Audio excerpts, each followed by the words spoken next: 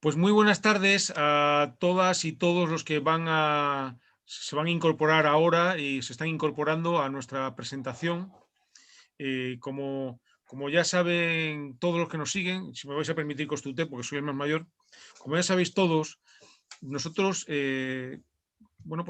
tenemos una cierta trayectoria ya como editora regional de presentación de los libros a través de AUPEX, y en esta ocasión, las anteriores y en esta y las siguientes, lo hacemos dentro de una cobertura que nos parece verdaderamente la más apropiada para los libros en Extremadura, que es la iniciativa de la Escuela de Letras de Extremadura, que AUPEX, en colaboración con la Consejería de Cultura, Turismo y Deportes de la Junta de Extremadura, mantiene, y que es una oportunidad para todas aquellas personas que deseen aprender o practicar o conocer la literatura, una ocasión para, de forma online, que ahora es muy recomendable y con los mejores profesores que pueden tener en Extremadura, introducirse en la escritura.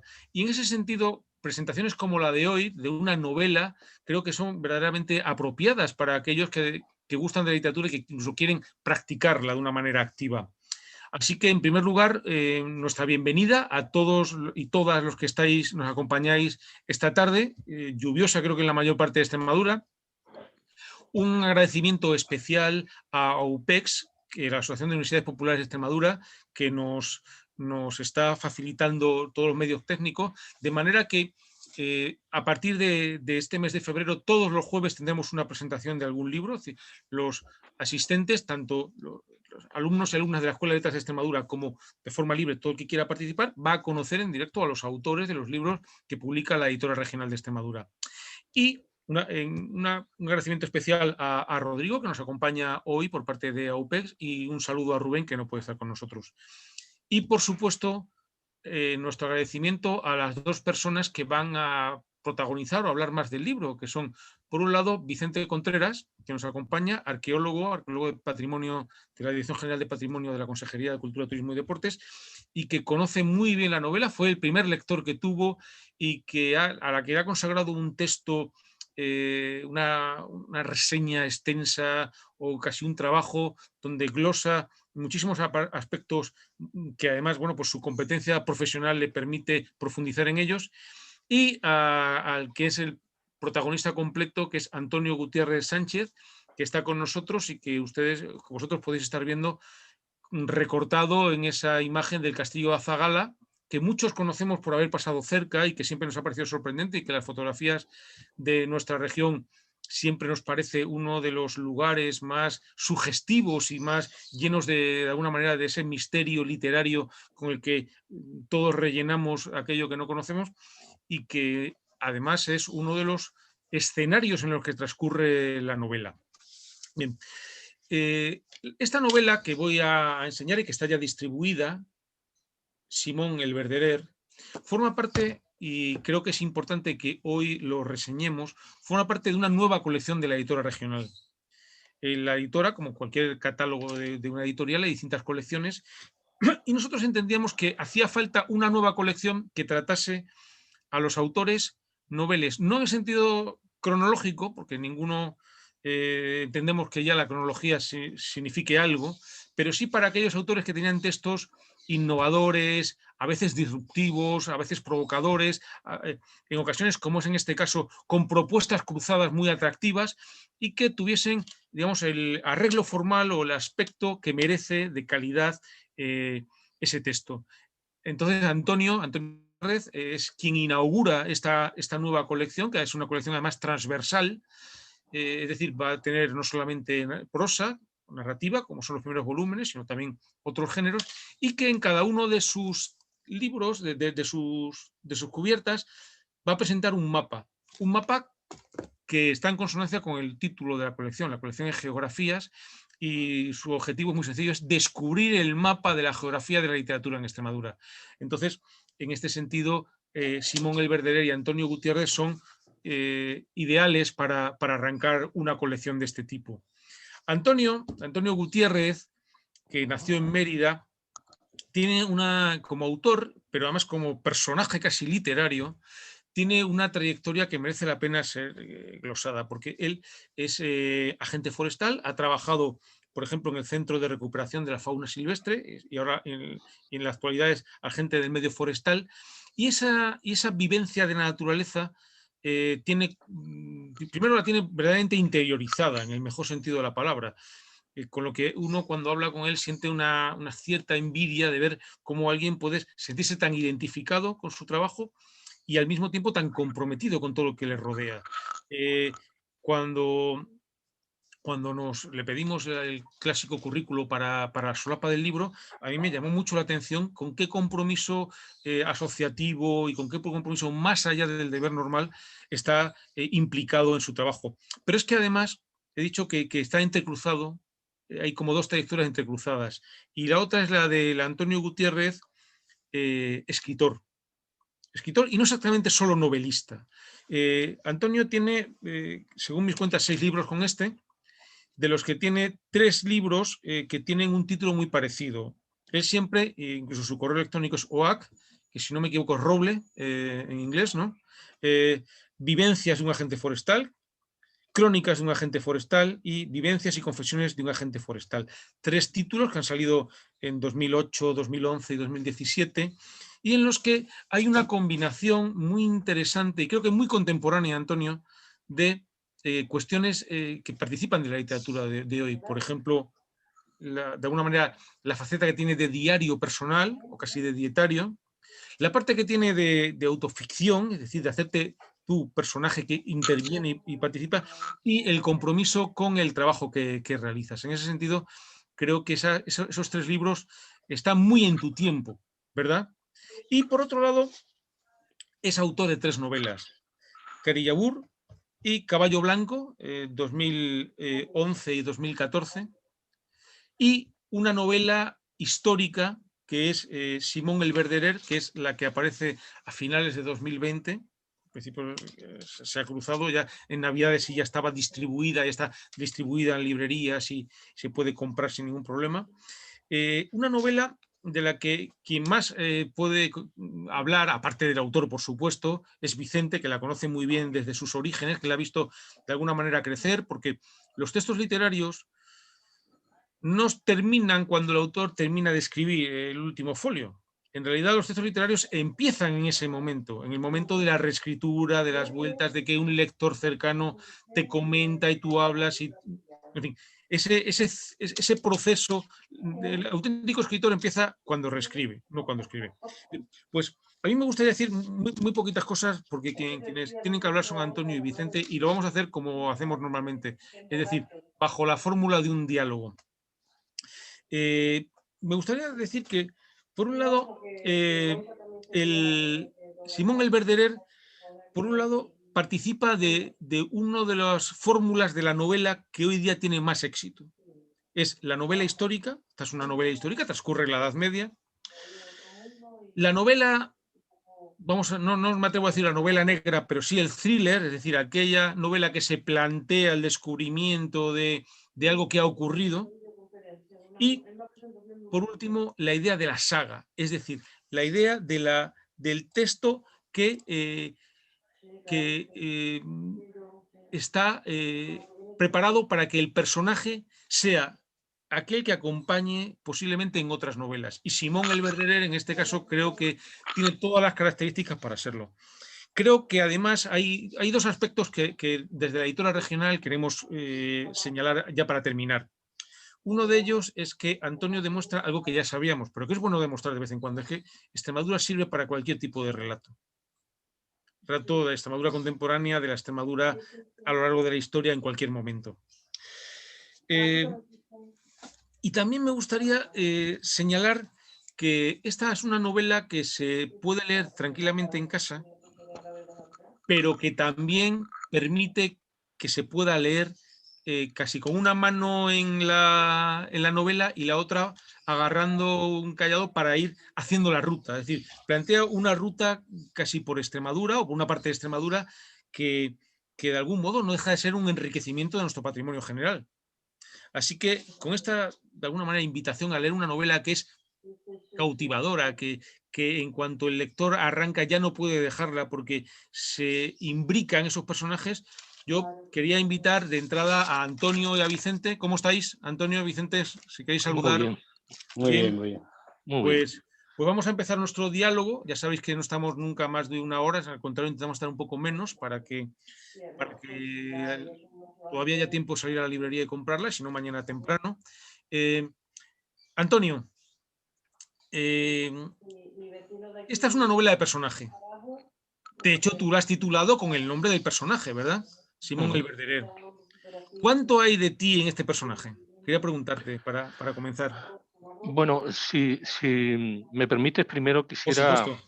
quisiera excusar a la OPES por la imagen que están viendo en pantalla, porque ha sido un capricho del autor. Yo quería que se viese bien el castillo de Azagala. Por la iluminación que tengo, me han llamado la atención de que a mí se me ve un poquillo amarillo, pero bueno, mi rostro no es tan atractivo como la figura que tengo atrás histórica y que enmarca una parte del capítulo de Simón el Verderer. Como segunda parte, quisiera agradecer a varias personas el que hayan ayudado a que esta novela saliese tal y como ha salido. En primer lugar, al antiguo director de la editora regional de Extremadura, don Eduardo Moga Bayona, que fue quien me llamó en su día para decirme que había sido seleccionada, y lo cual causó mucha ilusión a mí y a la familia. A mi mujer, María López Bazaga, porque ella de alguna forma revisó el texto y me ayudó a encontrar retórica en algunos sitios, en otros sitios corrección. Juan Luis Chávez, que es un compañero de la comarca de la Unidad Territorial de Vigilancia 07, donde yo trabajo. Cómo no, a Vicente Contreras, que inmediatamente que le dije que si me quería hacer el opúrego, él tiró para adelante, sin saber que al final no le íbamos a pagar ni un euro, pero lo hizo con mucha ilusión y además ha quedado maravilloso. Y finalmente, y no por ello ser el menos importante, a Luis Sanz, porque ha llevado este barco con un avezado timonel y lo ha conseguido meter en buen puerto con estos magníficos resultados. Y ahora ya tu pregunta, ¿cuánto hay del autor en el personaje? Bueno, en principio, el autor, el personaje tiene el carácter del autor, tiene aquellas características que me enseñó, en la que me educó mi padre difunto, Antonio Gutiérrez González, que es al que le he dedicado el libro, y que son de alguna forma el ser un hombre legal y no haber falsedad y ser un hombre noble dentro de su conducta, honesto, honrado. Eso tiene Simón en sus características como personaje. Luego también el amor por la naturaleza, el estar integrado en ella. Quien lea la obra verá que él no le gusta de ladrillos o en aquellos casos de bloque de granito, sino de chozas y de monte.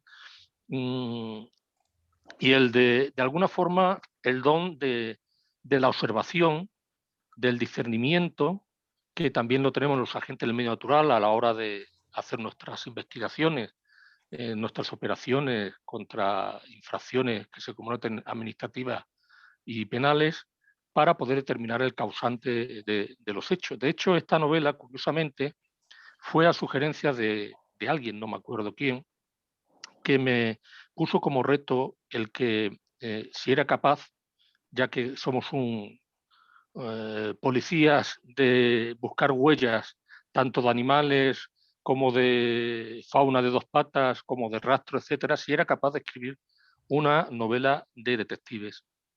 Y yo, como soy así de obtuso, de enredado, de complicado, digo, bueno, voy a ver si soy capaz de hacerlo con un guardabosques, que es casi mi temática general, en la Edad Media, en una época histórica donde hay cambio de dos civilizaciones, en la Reconquista de Extremadura, e intentando barajar todas esas posibilidades para que sea también un thriller. Y al final yo creo que lo he conseguido a vista de la reacción de algunos que ya han visto la novela. Fenomenal.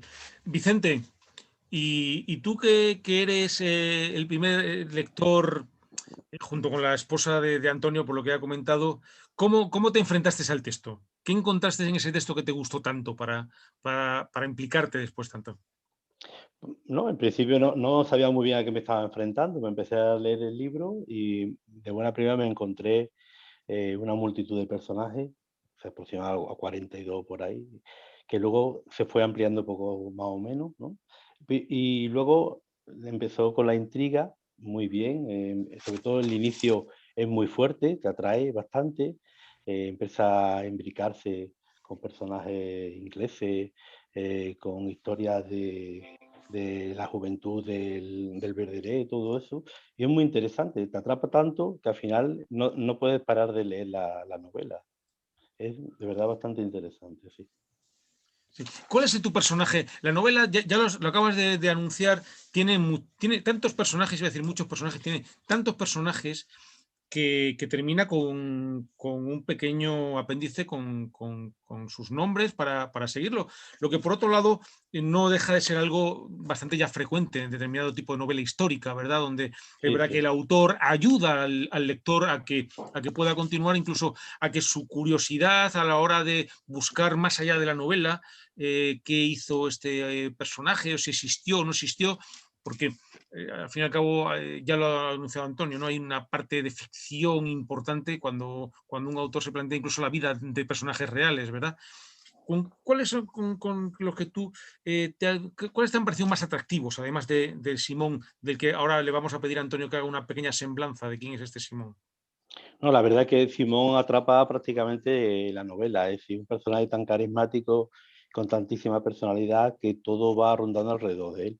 Y es verdad que otro personaje que se acopla perfectamente a nuestro personaje principal es el fray Nuño Sánchez, es un portugués, un caballero de la Orden de Alcántara, que ha estado haciendo las cruzadas y desde el primer momento le pareció un personaje tan carismático que se acopló a él para investigar quién había robado cierta cosa, ¿no?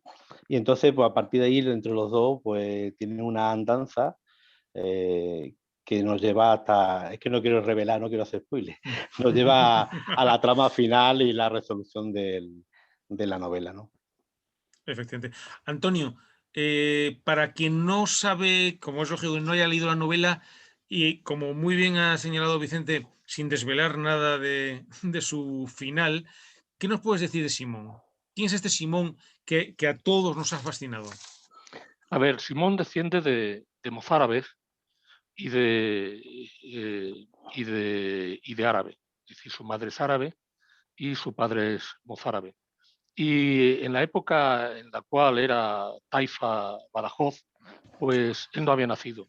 Nace justamente cuando, de alguna forma, han reconquistado los castellano-leoneses lo que es la parte de Extremadura, con lo cual vive esa situación de lo que se llama el repartimiento, que también se habla en la novela, de que los que llegan, los señores que llegan del norte, pues se reparten las tierras que antes eran de mozárabes, de musulmanes, de judíos, y a estos los meten en pequeños barrios dentro de las ciudades próximas al sitio. Entonces vive entre esas dos culturas, más principalmente entre la cristiana, pero con un aspecto muy musulmán, puesto que también ha tenido el contacto con su madre y con sus hermanos que abandonaron estas tierras porque eran muladíes. Es decir, los muladíes son aquellos que, siendo cristianos, abrazan la religión de Alá. Entonces, ellos se tuvieron que ir. Y en esa situación es una persona muy introvertida, muy suya, y que vive solamente con el monte y para el monte y para lo que es la vida de la naturaleza. Y en esa situación, pues va desarrollando su vida de una forma más, de alguna forma más complicada, hasta que ya encuentra el sitio adecuado donde puede estar contento. Y a partir de ahí es cuando ya se da a conocer al lector quién es Simón a la edad de veintitantos años, pero con la retrospectiva de algunos capítulos mencionando cuál ha sido su infancia y de dónde viene. Básicamente es eso el personaje. Perfecto. Vicente, tú que eres profesionalmente conocedor de la historia, ¿cuánto hay de documentación en esta novela? ¿Cuánto ha trabajado Antonio? Creo que trabaja muchísimo. Hay un rigor histórico bastante consistente, no solamente de los personajes, de la descripción de los castillos, del ambiente, todo el alfoz de Badajoz, incluso la propia el lenguaje y personaje, vamos, está perfectamente encasillado cada uno dentro de este periodo. Si tuviéramos que decir algo consistente de la novela, es que hay un rigor muy riguroso de la historia. Es verdad que hay parte de ficción y deslice, que eso, bueno, son cosas normales en este tipo de novelas, porque al hacer un género mixto transversal entre novela histórica y thriller, pues bueno, se permite ciertas libertades y para hacer lo que le venga en gana, ¿no? Sobre todo por Sí. el bien de la novela. Antonio, eso te quería preguntar. ¿Tú cómo te sientes más cómodo? ¿Cuando calificamos tu novela de una novela de intriga o cuando decimos que es una novela histórica? ¿O cómo te lo has No, planteado? a ver, es una novela histórica. Quizás yo el tema del thriller lo utilizo como excusa para hablar de la historia de Extremadura cuando se fundó Extremadura como tal, es decir, cuando se reconquistó estos territorios. De hecho, en ella se habla siempre de la realidad histórica, de la reconquista de las tierras, de cómo surgió ese repartimiento entre los castellanos y principalmente entre los leoneses, de cómo vivían sus gentes, verídicamente, los nobles, las jerarquías, el tratamiento, todo aquello que en realidad ocurría en aquella época, que estamos hablando de mediados del siglo XIII. En 1230 es cuando se conquistó Extremadura por el padre Alfonso X el Sabio, y a partir de entonces ya empezaron a moverse otra serie de historias dentro de esa trama. Y eso se refleja muy bien, o he pretendido reflejarlo muy bien en la novela. Insisto, el tráiler es de alguna forma la excusa para que la novela histórica, lo que es la historia de Extremadura en esa etapa, a mediados del siglo XIII, pueda ser conocida por el lector. Mm. Oye, Antonio, una cuestión que cualquiera que lea o incluso casi que ojee solamente la novela se va a despertar. Verderer significa, como sabemos, es un guardabosques, ¿verdad? O de algún modo, es una referencia medieval del guardabosques. Tú tienes un oficio y además un compromiso muy fuerte. ¿Esto de ser guardabosques es una condición espiritual? Porque para Simón sí lo parece, desde luego. Sí, a ver, explico. Un guardabosque, o como ahora nos denominamos aquí, porque esto desde que cogimos las autonomías, cada uno hizo de su capa un sayo y puso el nombre el que quiso a cada uno de los agentes forestales, porque la denominación primaria fue agente forestal, en Pero Extremadura se guardabosques llama. es bien bonito, ¿eh? Guardabosques es una Sí, palabra sí, preciosa y además tiene casi un contenido literario. sí, a mí me gusta y de hecho muchas veces cuando del Sotamontero Simón, muchas veces lo mezclo con sinónimos como guardabosque, a mencionar como guardabosque es una palabra bonita que a mí me gusta, pero a cada uno de nosotros de las diferentes comunidades autónomas nos han puesto distintos nombres y bueno, a pesar de ello estamos hermanados porque descendemos de una raíz común. Bueno, yo creo que el guardabosques en principio tiene que ser vocacional, pero vocacional, una persona lo es cuando recién nacido en el libro de la vida que empieza a escribir, pues va cogiendo diferentes influencias, diferentes experiencias que le hacen inclinarse a un sitio o a otro. Eso sería la vocacionalidad del guardabosque. Pero un buen guardabosques, a mi juicio, es aquel que también lo considera como religión. ¿En qué sentido?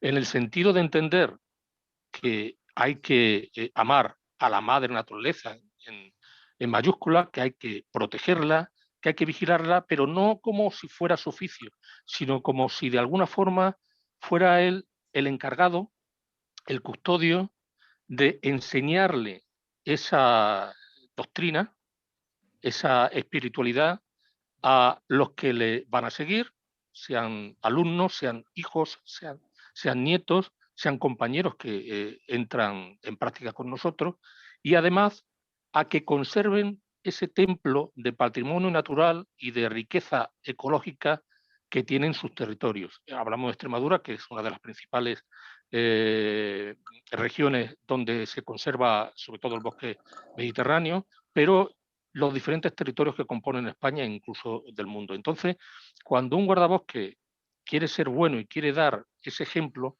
ya entra la espiritualidad, considerarlo, como yo he dicho, una religión, una doctrina que tiene que transmitir a otros para proteger y que persista lo que ahora mismo tenemos, que afortunadamente algunas cosas, algunos espacios están en buen estado de conservación. Claro. Vicente, ahora que señala Antonio que efectivamente digamos, el bosque en Extremadura es importante y se está conservando y desde luego creo que si hay algo que los extremeños tenemos, somos conscientes de ese valor enorme del patrimonio natural, también hay un patrimonio histórico mezclado con el patrimonio natural que tú conoces bien, el patrimonio histórico. Eh, Desde este castillo de Azagala que tiene Antonio tras él, o toda esta zona de Alburquerque, que es donde transcurre la novela, o una parte de la novela, mejor dicho, porque es divertido, pero al menos cuando alguien empieza a leer se encontrará con que está en Inglaterra. Mira, madre mía, este autor extremeño que de dónde, y sin embargo salta y está muy bien hecho ese salto. Vicente, al hilo de los lugares casi de la memoria que ha elegido Antonio para situar su novela, ¿crees que son lugares a propósito? ¿Crees que, y al mismo tiempo te hago otra segunda pregunta, ¿crees que hay otros lugares que merecerían un tratamiento también de ficción en Extremadura y que no lo tengan y que Por sean casi supuesto, desconocidos? por supuesto. Sí, muchísimo. En Extremadura tenemos uno de los mejores patrimonios a nivel nacional. Es decir, después de Andalucía puede ser que sea la región con más patrimonio cultural de toda España. Lo que pasa es que es la gran desconocida. Si somos muy poco población, muchísimos terrenos, con lo cual, y poco dinero exactamente, porque había menos población. Y ese es un gran problema. Pero sí tenemos un patrimonio inmenso, inmenso, de todas las cronologías del mundo prehistórico, protohistórico, romano, medieval, visigodo, sí, tenemos de todo. Sí, que no nos falta absolutamente nada. Es decir, incluso de hecho los mejores expedientes de arqueología, pues suelen, o tesoros incluso, suelen venir de Extremadura. ¿Y te parece correcto, bien elegido el lugar donde transcurre la novela? Me parece perfecto porque en esa zona solamente ya tenemos de los mejores castillos que tenemos en toda Extremadura. Es decir, esa zona de Albuquerque, Villar del Rey, el Alforo de Badajoz, tenemos el castillo de mismo Albuquerque, de Luna, tenemos el castillo de Azagala que está por detrás, tenemos el castillo de Piedras Buenas, el castillo de Mayorga, tenemos Cubillo, una torre, o la Torre Jabelgo, y otra que una inspección que hicimos con Antonio nos salió nueva, que la atalaya de las Coles, ¿no? Que es muy interesante también para estudiar. Fenomenal. Antonio, ¿por qué elegiste esta zona? Bueno, yo la elegí primero porque la conocía. Es decir, si yo tengo que a veces no es necesario, porque, por ejemplo, en mi novela de Cary Yarbour, que se trata de recorrer, buscando un mito, lo que es la Selva Negra, el territorio bávaro, pues tuve que hacerlo a través del Google Maps y parece ser que salió bien, según me dijo algún alemán procedente allí, además agente forestal. Pero en este caso tenía que conocerla pues al dedillo. Yo llevo en esta sierra, en Sierra de San Pedro, desempeñando mi función, pues más de 30 años. Entonces, tanto la he recorrido a pie como la he recorrido en vehículo oficial para poder hacer mis servicios ordinarios. Y de hecho, lo que yo encontraba en este territorio era los útiles necesarios y los escenarios necesarios para que Simón el Verderer se pudiera desenvolver. Incluso el castillo que es de ficción, que el castillo de Streamer, Los otros son verídicos, existen. El de Mayorga, desgraciadamente, está piedra sobre piedra, pero existen los otros que se pueden no ver porque el castillo de Piedrabuena está en manos privadas y no se puede ver tan fácilmente. Pero el resto de los castillos, el de Azagala también, ahora ya está en manos privadas. Antes también lo estaba, pero ahora es más complicado verlo porque lo ha comprado otra persona. El de Albuquerque se puede ver, en fin, todos esos escenarios están ahí. El único que de ficción creé fue un sitio, una atalaya, un sitio muy importante donde yo desempeño mi función, muchas veces en las noches para localizar furtivo o por el día para ver toda la comarca, un lugar emblemático para mí, del cual se ven todos los castillos que menciono en la zona sur de Sierra de San Pedro, y que no voy a decir el nombre porque además está metido en zona de uso restringido por los valores ecológicos, faunísticos y paisajísticos que tiene, pero que sí he mencionado en muchas novelas mías de relatos del agente forestal llamado OAC, que yo le llamo en ese caso el Mirador del Gallardete. Y si os dais cuenta, el castillo que tiene el inglés es situado en ese sitio concreto, lo he denominado de streamer. Streamer en inglés, en afecciones, significa también banderín.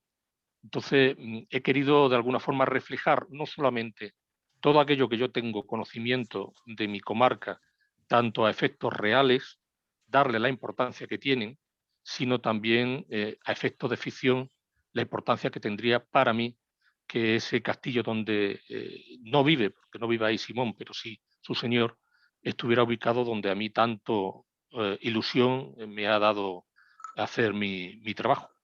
Claro, claro. Oye, tú, Antonio, acabas de hablar de tus otros libros y yo es una pregunta que tenía pensado hacerte, porque antes, en la previa al partido, hablábamos de cómo había algunos aspectos de la novela que a ti te habían divertido especialmente a la hora de escribirla, ¿verdad? O de prepararla. Y yo me preguntaba si tu concepción de ti mismo como escritor y como narrador ha cambiado en esta novela que es tan diferente a las otras o a tus otros libros. Bueno, a mí me ha enriquecido y me ha llevado incluso a pensar en un cambio de costumbres y de... Antes yo leía mucho revistas y muchos libros sobre naturaleza y estaba siempre con esa afición, que era también por mi trabajo, pero también por esa religión que digo espiritual que llevo conmigo cuando lo efectúo o en mi vida cotidiana. Pero cuando empecé a documentarme, a de alguna forma mm, intentar encontrar la realidad a muchos sucesos, yo me di cuenta que era algo que me enriquecía no solamente culturalmente, sino también a la hora de aplicar la retórica y aplicar lo que en el texto puede ser llamativo para el autor. De hecho, ya en vez de estar suscrito en muchas revistas ecológicas, estoy suscrito a 2 revistas históricas y todo lo que es historia me gusta, me lo leo y me empapo porque puede ser origen de otra historia. De hecho, ya tengo en mente desde hace tiempo y tengo un medio borrador de otra novela histórica mucho más compleja. Ya digo que soy muy enrevesado en esta historia. Es decir, un gran viaje que se efectúa a mediados del siglo XVI, también por un guardabosque y su señor, y acompañado por hombres y soldados que en su día también desempeñaron oficio junto con Hernán Cortés para poder ir nada más y nada menos que de Extremadura, atravesando a pie, a caballo o en carroza, lo que permitiera en ese momento cada uno de los territorios, hasta lo que ahora se conoce Afganistán, por el simple hecho de buscar una cabra, que allí es el ibis persa, una cabra, un ibis persa albino, que es leyenda porque no se ha podido cazar nunca a pesar de que se ve. Y eso me anima más a escribir. El trabajo de documentación a mí me ha llevado mucho más tiempo que el trabajo de redacción de la novela y a la vez me ha dado más perspectivas para poder ser más real, más coherente a la hora de escribir incluso novelas de ficción. Me ha enriquecido, en resumen. Bueno, ojo, la verdad es que la historia esta que cuentas es muy atractiva, ¿no? Ese planteamiento de ese viaje, además buscando la cabra, recuerda el viaje del elefante de Saramago. Pues entonces, también has respondido de alguna manera, o a medias solo, y ahora tienes que completarlo, a lo que te queríamos preguntar, y es si Simón, que es un personaje que tiene unas características muy apropiadas para ser una saga, tenía continuidad. Si habéis planteado que Simón continuase con esas habilidades detectivescas que tiene, resolviendo algún conflicto más. Sí, de hecho ya tengo otros 2 borradores, pero como estoy metido en otra novela distinta, que de momento llevo 1000 páginas de ella, ya me dice mi señora que empecé a cortar un poquito porque va a ser muy pesada, pues tengo hecho 2 borradores. Y el hecho de que Simón empezase como si fuera una novela establecida en la Inglaterra de Eduardo I, de Enrique III y de Eduardo el llamado Zanquilargo, que muchos le conocerán porque era el malo de la película de Blagear, el que iba siempre, el rey que iba persiguiendo al principal protagonista. Bueno, pues se me ha ido la pregunta, que ahora la La cogeré. pregunta es si continuaba, si Simón iba a Sí, tener correcto. continuidad. El hecho de que Simón apareciera en un escenario inglés y sea ahora mismo siervo de un inglés, me da pie a que no solamente se quede el personaje haciendo sus averiguaciones en Extremadura, en España, sino que pueda ir a otras tierras, como es en el segundo capítulo, que ya dejó entrever en el segundo libro, que ya dejó entrever al final del último capítulo, en tierras de Escocia. Y de ahí me puede llevar a muchos sitios, porque es lo que yo pretendo, dar a conocer sus habilidades, pero en diferentes territorios y en diferentes lenguajes. Por lo tanto, sí, la saga va a seguir y la pienso mantener y espero que se puedan salir a flote, a buen flote, como tú llevaste este barco, también por otras editoriales, los siguientes libros que salgan de este personaje. Seguro que sí. Vicente, estamos hablando de la novela histórica y supongo que tú cuando lees novela histórica la lees con unos ojos diferentes a como puede hacer el común de los lectores. Es decir, lo lees un poco con, en fin, con la mosca detrás de la oreja por si hay ahí algo que no te cuadra o que, no te digo incluso que sea erróneo, sino que no funcione como novela. ¿Qué pides tú en una novela histórica, Vicente? Sobre todo rigurosidad, porque hacer histórica lo que te interesa es que esté bien documentada. Se nota perfectamente cuando el autor se ha documentado, ha trabajado, ha leído libros, son meses de trabajo riguroso y que al final se ve el resultado. Si tenemos otros autores de novela histórica como Sánchez Adalí, que está súper bien estructurada, o Maribel Carvajal, también, que es de Mérida, también ha escrito alguna novela y ahora está a punto de otra visigoda, y está muy bien documentada, muy bien analizada y bueno, que lleva a los extremos ese rigor histórico, ¿no? Y encima son capaces de maridar con historias pues de thriller, de naturaleza o de otro tipo, de otra cuestión, ¿no? Eso es verdad que ese equilibrio que comenta Vicente es complicado, ¿verdad? Antonio, ¿tú cómo te controlabas de alguna manera que la historia con mayúsculas no se cargase a la historia con minúsculas, no la oscureciese y viceversa? ¿Cómo te lo planteas? ¿Cómo es ese sistema, tu método? Bueno, el personaje tenía que ir de la mano de lo que era la historia. Y punto. Es decir, no podía ficcionar, sí me he permitido ciertas licencias para poder seguir desarrollando la trama, como inventar un castillo inglés o sobre el encalado del castillo de Cubillos, o incluso que Cubillos tuviera un castillo, que Cubillos tuvo una torre árabe desde la cual se emitían, y que me corrija Vicente si me equivoco, emitían señales a través de espejos los árabes para anunciar que llegaba el enemigo, ya sea cristiano o musulmán, porque había a veces guerra entre ellos también. Pero yo lo he construido en torre. Y de alguna forma eso me ha llevado a que todo lo que se desarrolle se desarrolle, aunque sea una novela de ficción, en un contexto real, con personajes reales, con lo que son castillos o terrenos reales, con fauna real de aquella época, porque ahora mismo no tenemos osos, no tenemos uros, pero no tenemos desgraciadamente lobo, que se extinguió aquí en Extremadura en 1993, el último lobo que existía en Sierra de San Pedro.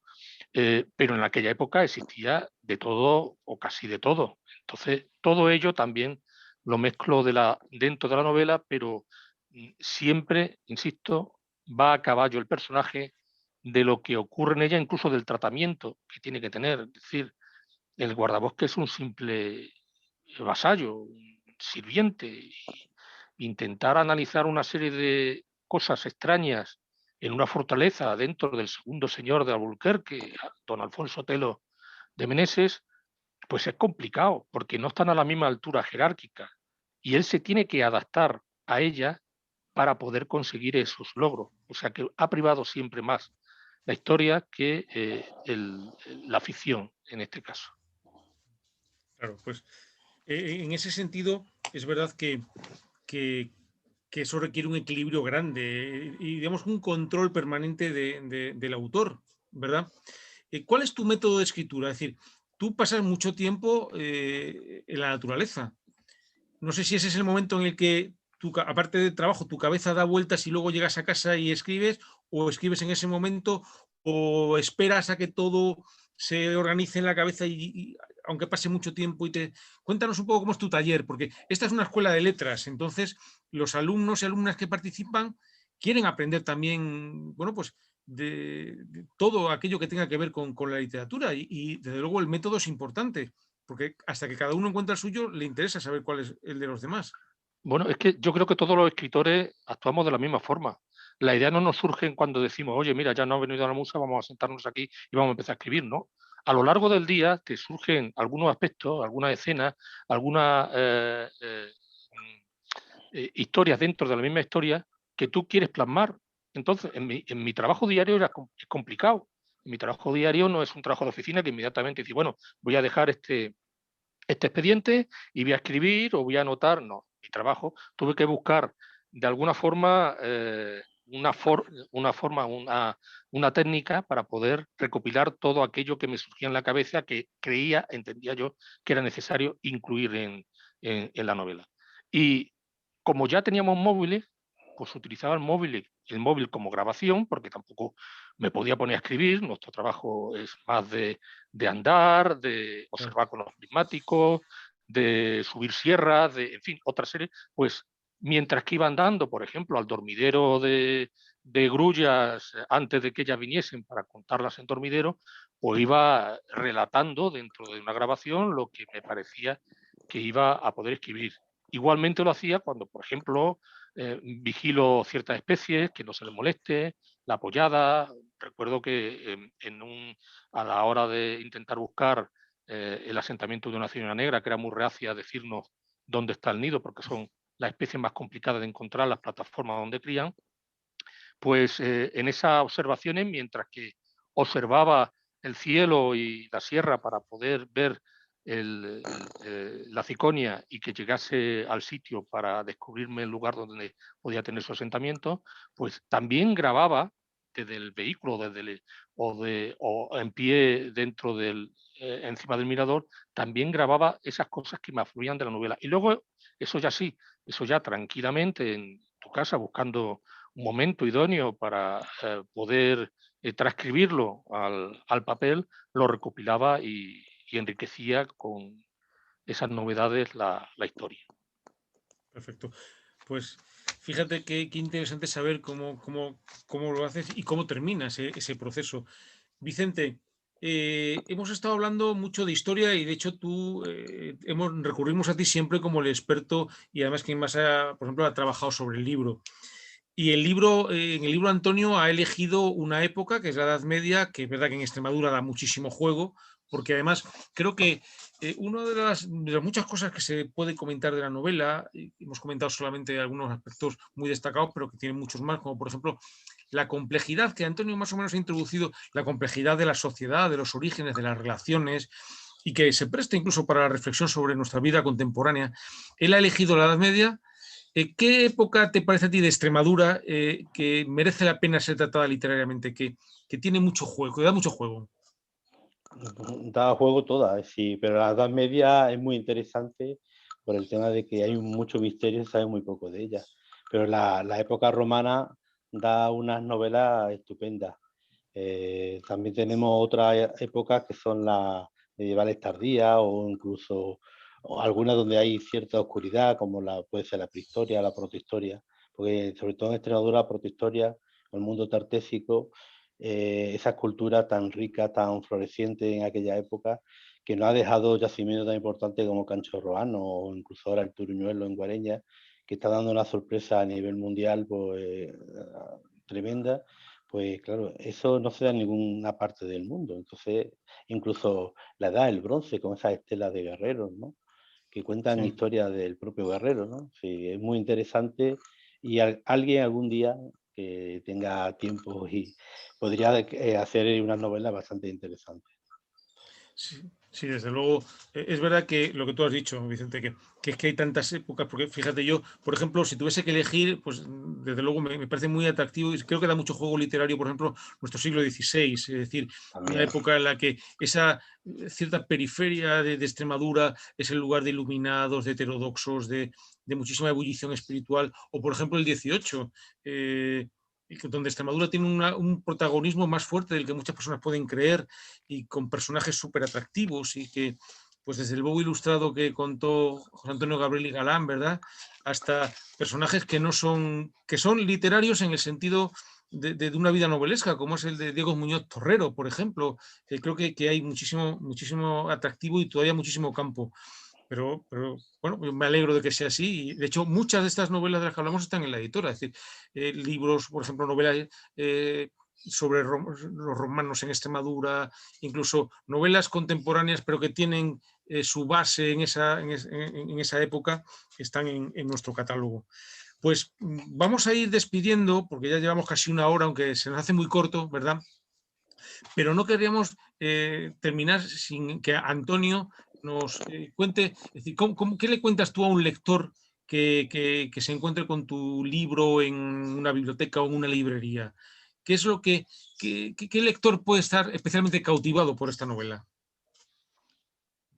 No lo sé, a mí me ha sorprendido de las primeras críticas que he recibido a la novela, gente que era más de poesía o gente que era gente forestal como yo y que de alguna forma tienen otro tipo de literatura.